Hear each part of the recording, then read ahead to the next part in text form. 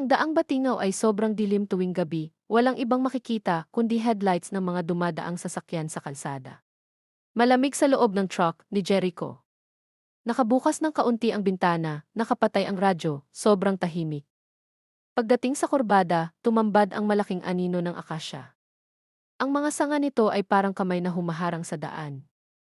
Biglang may nakita siyang nakatayo sa gitna ng kalsada.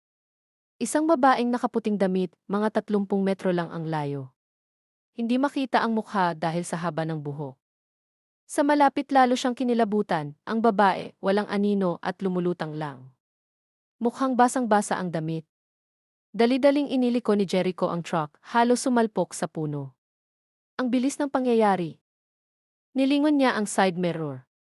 Natakot siya sa mukha ng babae sa salamin. Hindi niya napigilang sumigaw, gulat na gulat siya. Nang mahimasmasan, nakita niya na may mahabang itim at basang hibla ng buhok na nakapulupot sa door handle ng sasakyan niya.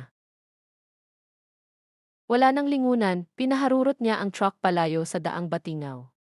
Kahit nakalayo na siya ramdam pa din niya ang lamig at takot.